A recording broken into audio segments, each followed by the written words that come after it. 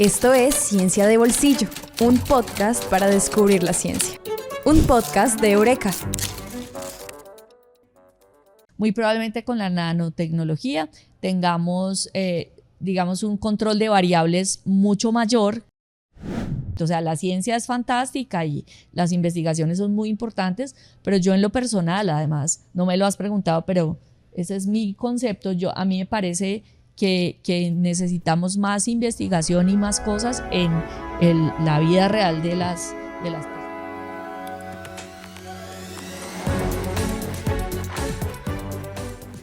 Hola, ¿qué tal? Bienvenidos a un nuevo capítulo de Ciencia de Bolsillo, este videocast que hacemos desde la Dirección de Investigaciones y Posgrados de la Universidad de Manizales y que hace parte de la estrategia de comunicación de la ciencia de la institución, donde está la revista Eureka, nos pueden encontrar también en redes sociales, los demás capítulos del videocast y el podcast en donde tratamos de contar las historias de la ciencia que se hace en nuestra ciudad, en nuestro departamento y en nuestro país.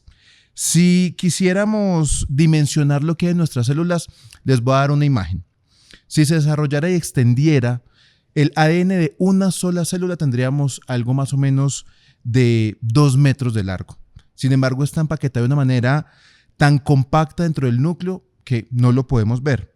El genoma humano contiene entre 20 a 25 mil genes y cuando se terminó el proyecto del genoma humano por allá en el 2003, entendimos o supimos ese número de genes, pero aún tenemos mucho que encontrar y que saber de lo que esconden nuestros genes. Y de eso hablaremos hoy, de las investigaciones en las que participan investigadores e investigadoras nuestros de Manizales, de la Universidad de Manizales, que aportan a nuevos conocimientos en el mundo. Y por eso estamos hoy con Natalia García. Ella es especialista en bioética, especialista en genética médica, magíster en bioinformática y biología computacional, médica y profesora de la Universidad de Manizales. Profe Natalia, gracias por estar en Ciencia de Bolsillo, bienvenida. Carlos, un placer para mí estar. Un saludo para todas las personas que nos están viendo y escuchando. Y bueno, aquí estamos para dialogar. Pues hablemos, profe, y arranquemos antes de irnos a esa ciencia que hay. Yo quiero preguntarle algo a usted. Su perfil es bien llamativo porque usted trabaja en lo clínico, usted atiende pacientes, pero también trabaja en lo genético, pasa por lo computacional, por la revisión de datos. ¿Por qué unir esas disciplinas que uno inicialmente pensaría que son como lejanas, pero que usted une y le ha dado tan buenos resultados? Bueno, eso tiene que ver básicamente por, el objeto de estudio, que es la parte de genética. Realmente la genética inicia o sus inicios tendrían que ver más con el aspecto clínico y quiero resaltar que el aspecto clínico seguirá siempre siendo lo más importante, pero a la luz de las nuevas tecnologías que tienen que ver con la parte de diagnóstico, entonces ya es menester de todos los que trabajamos en genética clínica saber y conocer cómo es la interpretación de los datos, porque ya lo dijiste tú, son demasiados datos. Ya tenemos secuenciaciones completas del genoma humano para hacer diagnósticos de enfermedades genéticas y eso significa que uno deba tener unas competencias para poder hacer el análisis y mirar si esos análisis bioinformáticos de esos datos, que son muchos, son adecuados y de qué manera entonces nosotros ya interpretamos esos datos y, por ejemplo, poner un diagnóstico en genética es algo que es supremamente importante, muy pesado, sí, claro. De hecho, y tiene que estar uno absolutamente claro que esa va a ser el resultado final y va a ser acertado en ese sentido. Profe, usted acaba de decir una cosa que es interesante y es, ya tenemos el genoma, es decir, sabemos las letras, pero aún estamos tratando de leer, ¿cierto? Estamos como tratando de buscar las gafas para poder leer esas letras y qué nos dicen. Es más o menos en donde está hoy el punto de investigaciones. Claro, el tema es que inicialmente pensábamos en el DNA, en ese genoma como algo lineal, ¿cierto? Hagan de cuenta que yo tengo como un hilito. Resulta que no, el DNA y todas las interacciones son muy dinámicas y si bien conocemos y vamos a veces diciendo tenemos 20.000, 25.000, después decimos no, tenemos 18.000 genes, es porque se van descubriendo que ciertos genes que pensábamos que eran genes no son genes, son pseudogenes o son otras regiones. Entonces el genoma es demasiado dinámico, pero eso también corresponde al tema de la evolución, o sea, la evolución que nosotros hemos tenido como especie, Homo sapiens sapiens, eso no es un tema menor, eso lleva millones, billones de años que está en ese camino, y finalmente la construcción del genoma, lo que tenemos ahora, pues digamos responde a esa parte, y es probable que nos demoremos todavía un poquito en entender cómo funcionan las dinámicas del genoma. Esas dinámicas, profe, y ahorita lo estábamos charlando fuera de micrófono, que tiene que ver mucho con ese dogma de la biología molecular, ¿no? Inicialmente se hablan de los genes, luego es lo que se llama como genética, ¿cierto? El estudio de los genes genética, los transcriptomas, donde se estudia la transcriptómica, y luego las proteínas, que es la proteómica. Explíquenos un poco la diferenciación entre esos tres y las complejidades que tienen los estudios de eso que estamos hechos todos nosotros. Claro, en 2001, cuando salen los 2 papers de la secuenciación completa, pero borrador, como dice draft, del genoma humano, entonces sale la revista Science, en Nature, y entonces nos dicen, esta es la información genética. Entonces ahí empieza la era de la genómica. Entonces ya conocíamos el genoma. Después empieza a hacerse investigación en todo el tema del RNA.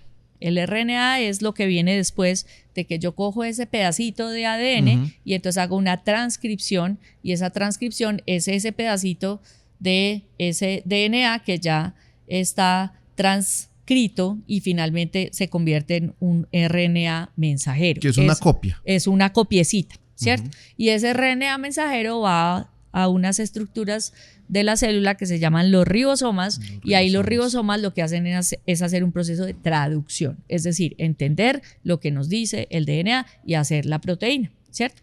Entonces ahí aparece y es el boom y la explosión de las ciencias ómicas. Entonces ya no era solamente la genómica, era la transcriptómica, la proteómica, ya estamos en la metabolómica, ¿cierto? Y todas las ciencias ómicas, que es la explosión, digamos, del siglo XXI, y finalmente cada partecita de esa célula va a ser supremamente importante para todos esos procesos. Entonces, inicialmente nos centramos mucho en los genes, ya nos centramos un poquito más, a propósito, en el RNA mensajero, porque ese nos da una información, y de hecho, digamos, inclusive en targets de tratamientos farmacológicos, por ejemplo, ahorita para el cáncer ya no se está hablando de mirar genes, sino que se está hablando de mirar ese RNA mensajero. Y los targets en farmacología van a estar en función ya no de los genes, sino de ese RNA que mensajero. Eso tiene que ver con la medicina personalizada. Exactamente.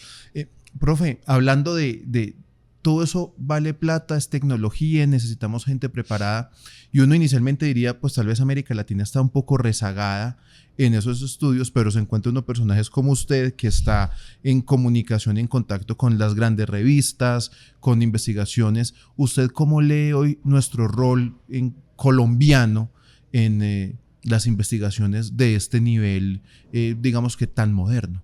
Yo estoy absolutamente segura que en Colombia el recurso humano es de alta calidad, ¿cierto? Es top.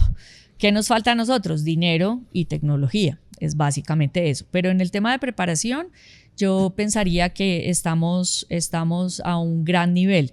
De hecho, por ejemplo, aparte de Colombia, países como Brasil sí. Es top en todo el tema de genética y tienen la tecnología y tienen los recursos.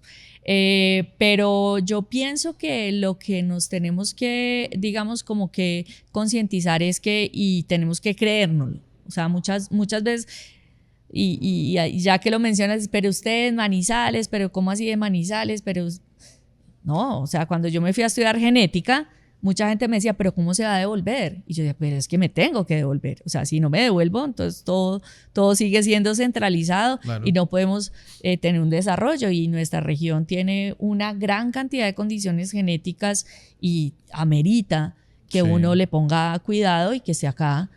Si uno tiene y tuvo de hecho la forma de prepararse, pues aportar algo. Ese es mi pensar, digamos, personal, digamos, a la región. Y si yo lo tengo, pues ¿por qué no hacerlo? Que eso que usted dice, profe, es bien interesante porque usted se ha centrado en trabajar enfermedades raras, huérfanas, como síndrome de Morquio, distrofia muscular, etcétera, etcétera. Enfermedades que son raras, pero que, por ejemplo, en Caldas tienen una prevalencia mayor que en otros departamentos, incluso que en otros países. ¿Por qué? ¿Qué es lo que le llamó a usted la atención de estas afecciones que usted dijo, yo me quiero centrar ahí? Digamos que yo siempre he sido muy observadora y el hecho de haber estudiado genética, pues ya me hacía un personaje poco frecuente, digamos, en sentido de la definición de las enfermedades raras o las enfermedades huérfanas. A mí esos nombres realmente no me gustan mucho. ¿Cómo lo llama Me gusta usted? más poco frecuentes. Okay. Ese término me parece a veces peyorativo, pero digamos que en ese sentido, cuando llego yo otra vez, yo sabía y tenía claro que en nuestra región había un tema de endogamia, de consanguinidad y que muy probablemente muchas enfermedades recesivas eran frecuentes. Pero ya fue en el diario vivir, en la consulta, que me di cuenta que existían ciertas condiciones que eran frecuentes, si bien estaban dentro de la clasificación de no frecuentes, dentro de la consulta eran frecuentes. Y entonces fue ahí donde yo dije, miércoles, aquí hay un tema que hay que seguir buscando, investigar, y empezaron a llegar y a llegar y a llegar. Entonces ya cuando tú ves la primera persona, es bien interesante porque hay un voz a voz, y entonces, no, vaya y vaya. Entonces, claro, empezamos a ver una cantidad de cosas que eran muy frecuentes y ahí fue, y de todas maneras, digamos, mi objeto de estudio, pues van a ser las condiciones genéticas, que en la mayoría de los casos van a ser enfermedades poco frecuentes.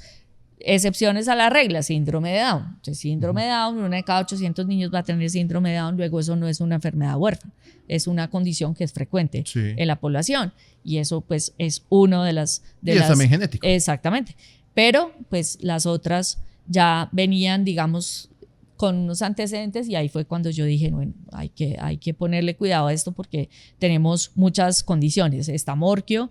También en Caldas hay otra condición muy frecuente que es la hiperplasia suprarrenal congénita. En esos casos vamos a tener niñas, ¿cierto? Sí. Son genéticamente niñas, pero empiezan a producir testosterona en una glándula que es la suprarrenal, que no tendrían por qué producirla, y se les virilizan los genitales. Entonces van a nacer con genitales ambiguos. Entonces eso también va a ser súper frecuente en esta región. Que yo creo que vale la pena, profe, explicar ahí un poco eso de los recesivos, porque estas afecciones poco frecuentes tienen que ver es porque al azar, ¿cierto? Llegan genes recesivos con mutaciones, ¿no? Exactamente. Entonces nosotros, los seres humanos, por lo menos vamos a ser portadores de 2 o 3 genes que están dañaditos. Entonces siempre funciona de esta manera. Siempre tenemos doble copia de la información genética. Entonces vamos a tener copia de los genes, doble copia. Papá y mamá. Exacto. Entonces en este caso yo puedo tener un gen dañadito y la otra copia está bien, y yo fenotípicamente no tengo absolutamente nada. Pero si me encuentro con otra persona que tenga exactamente ese mismo gen dañadito, o sea, que sea portador sano, ahí ya tengo un riesgo del 25% de tener un hijo o una hija que tenga X o Y condición con ese patrón de herencia. Y ese es el caso precisamente de los recesivos. Y eso aumenta, por ejemplo, en estas zonas en donde los primos tenían hijos con primos, ese tipo de endogamias, ¿no? Exactamente. Profe, vamos a una sección corta que tenemos aquí en Ciencia de Bolsillo, que son preguntas rápidas para respuestas rápidas. Ay, Dios. ¿Listo? Qué estrés. Facilito.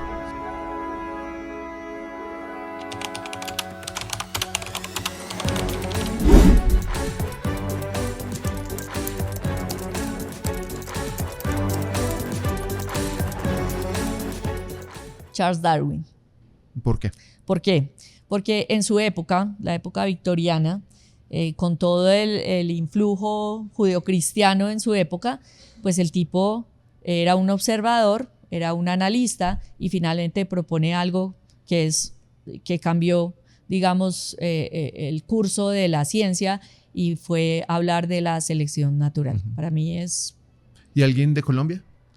De Colombia, yo diría que en función de la investigación, el doctor Ignacio Sarante, profesor mío, gran investigador, sería...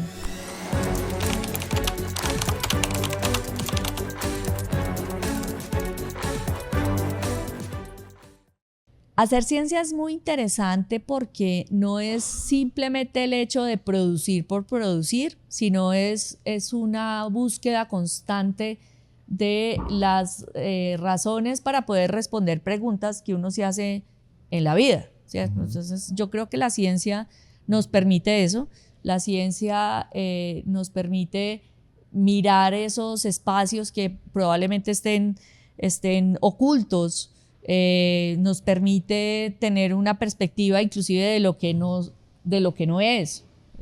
Y digo, esa vaina no es por ahí, listo, sigamos por otro lado. La ciencia es para mí una herramienta para poder entender el mundo de diferentes formas.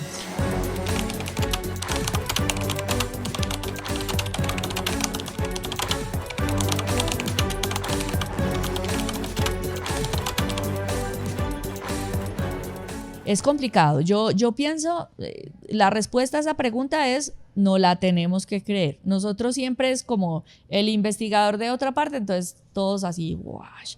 Y tenemos en Colombia gente absolutamente bien preparada, gente con unos conocimientos impresionantes, investigadores, y voy a utilizar una palabra y me disculpan, del carajo. O sea, hay gente supremamente buena, pero no lo tenemos que creer. Nosotros siempre estamos buscando como el referente, y si es nacional, entonces uno como que... No es tan chévere. No es tan chévere. Obviamente, y eso también hay que decirlo, hemos tenido esos pseudo investigadores que se creen que son y resulta que no. Entonces la gente pierde confianza, pero yo estoy absolutamente segura que no la tenemos que creer.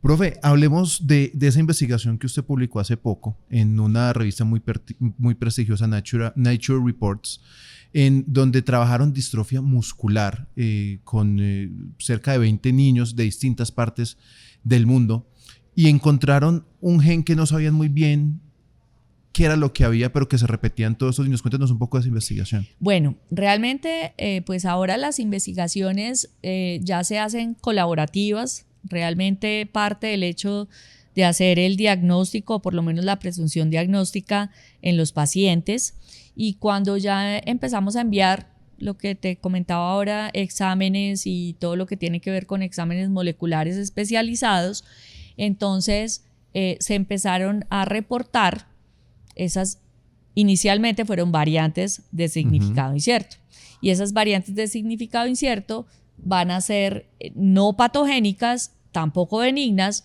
pero tienen una frecuencia, exactamente, una frecuencia poblacional muy baja.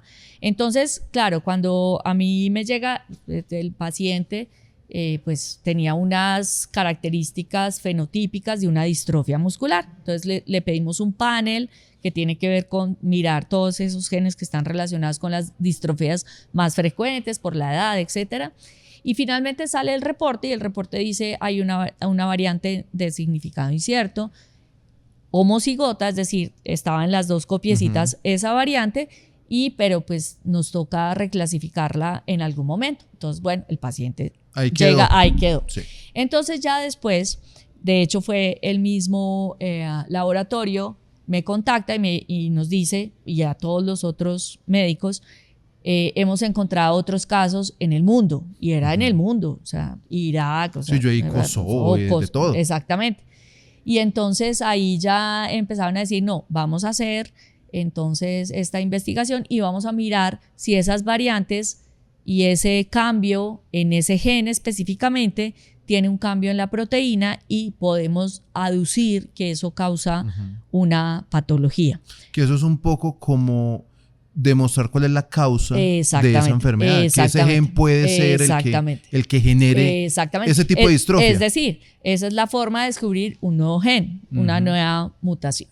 Entonces, eso fue lo que se hizo. Entonces, lo que se hace inicialmente es un análisis funcional de la proteína y posteriormente lo que ya se hizo fue un análisis ya en células para mirar cuál era el cambio. Sí. Y entonces ya se determinó precisamente que ese cambio sí ocasionaba alteraciones en una proteína que tenía que ver básicamente con la construcción del músculo, por decirlo de alguna manera, y que esa distrofia era ocasionada por esa alteración. Hace poco se dieron los premios Nobel, se dio el premio Nobel de Medicina, hablando de el microRNA, que son esos genes que como que modulan la expresión, ¿no? Y un poco el paper que ustedes publicaron habla de eso, y que este gen no es que no deje de ser la proteína, la hace mal.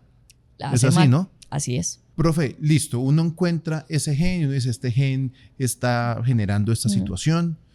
¿Eso para qué sirve? Eso sirve porque si finalmente yo tengo pacientes, y como ya sabemos que hay pacientes en esta región, si yo ya voy a mirar esas distrofias y las voy a analizar, si bien voy a diagnosticar y voy a pensar inicialmente en las más frecuentes, pues ya voy a tener que tener en cuenta que ya esa variante no va a ser reportada como de significado incierto, claro, sino que muy probablemente ya hagamos un diagnóstico como tal del paciente y podamos hacer asesoría genética, que eso es lo más importante, porque si tenemos en cuenta el patrón de herencia, si yo tengo unos padres que tuvieron un hijito o una hijita con esa distrofia, entonces si van a tener más hijos, yo les tengo que explicar que existe un 25% de probabilidades de que vuelvan a tener un hijo, claro, o una hija con esas condiciones, y eso ya es un impacto impresionante, porque finalmente, si bien el tener hijos es una decisión, pues finalmente ya saben que hay un riesgo. Eso es asesoría genética, no había escuchado nunca ese término. Profe, ese conocimiento y esas enfermedades, su manejo y su tratamiento, eso ha ido avanzando muy rápidamente en los últimos años, ¿no? Ahorita nombramos medicina personalizada, nuevos fármacos que van específicamente a una zona muy puntual. Cuéntenos un poco en dónde está esa línea o esa frontera de conocimiento en términos de tratamientos para enfermedades como estas. Bueno, entonces digamos que ahorita el target y lo más frecuente es tener terapias de reemplazo enzimático para ciertas enfermedades que tienen que ver con enzimas que no funcionan. Por ejemplo, el morquio. Exactamente. Pero también ya vamos a tener terapias génicas en donde son medicamentos que literalmente van y modifican, digamos, esa información genética para que se produzca la proteína. Así no se produzca completamente, pero por lo menos hay una producción de esa proteína. Ahí vamos a tener también otros tipos de enfermedades genéticas, pero tal vez digamos que hay una perspectiva interesante, pero eso es muy futuro, y es el tema de la nanotecnología, ¿cierto? Hay una película, creo que es ochentera, noventera, que se llama Viaje Insólito, que es un remake de una película setentera, en donde hablan de la nanotecnología. Entonces uno se mete en una navecita pequeñita y va y repara todas las cosas. Muy probablemente con la nanotecnología tengamos digamos un control de variables mucho mayor que lo que podríamos tener con este tipo de terapias. Sin embargo, y eso también hay que resaltarlo, y a propósito de las discusiones, nuestro sistema de salud es un sistema que cubre, ¿cierto?, ese tipo de terapias, y además tenemos una ley que es la ley de enfermedades huérfanas. Sí. Y eso está establecido desde el 2010, y eso hace entonces que todas estas personas que tengan algún tipo de enfermedad huérfana puedan acceder a un tratamiento, un diagnóstico y porque realmente ese tipo de tratamientos, por ejemplo, en el reemplazo enzimático, una persona con morquio les cambia la vida. Total. Inicialmente, y yo lo tengo que confesar y siempre lo he dicho en otros escenarios, yo era un poquito escéptica en el tratamiento, pero ya teniendo a todos los pacientes, y uno se vuelve casi parte de la familia, porque los llevamos tratando hace 10 años, 12 años, el cambio es impresionante, y se da uno más cuenta, y ellos se dan más cuenta cuando ya no reciben el tratamiento, empiezan a ver un retroceso, se cansan más, cambian muchas cosas. Yo sí he visto cambios impresionantes. Lo que pasa es que cuando uno va a la discusión, por ejemplo, con las aseguradoras, y eso también es una labor de todos, es cómo le muestro yo datos para explicarle algo de un cambio en la calidad de vida que no sea simplemente una escala, sino que un niño de 5 o 6 años o 7 años que estaba en el colegio, que no podía agarrar el lápiz para escribir, ya lo puede agarrar y escriba. Entonces, ¿tú cómo mides eso? Sí, pero eso ¿cómo es lo cuantifico? exactamente, una persona que estaba confinada a una silla de ruedas pueda volver a caminar, así sea con un caminador. Esas cosas que son el tema de vida real, los test de vida real, pues es lo que nos falta, ese es otro pedacito. O sea, la ciencia es fantástica y las investigaciones son muy importantes, pero yo en lo personal, además, no me lo has preguntado, pero ese es mi concepto. A mí me parece que necesitamos más investigación y más cosas en la vida real de las personas que tienen lo que uno llamaría condiciones. Lo cualitativo y no tanto lo cuantitativo. Exactamente. Pues, profe, Natalia García Restrepo, genetista, profesor de la Universidad de Manizales, gracias por pasarse aquí con nosotros en Ciencia de Bolsillo. No, Carlos, a ti y a todos por la invitación. De verdad, para mí es un placer y bueno, ahí estaremos dialogando de otras cosas muy probablemente más adelante. Así es, y a ustedes mil gracias por acompañarnos en este nuevo capítulo de Ciencia de Bolsillo. Nos vemos y nos escuchamos en una próxima ocasión. Chao. Esto es Ciencia de Bolsillo, un podcast para descubrir la ciencia.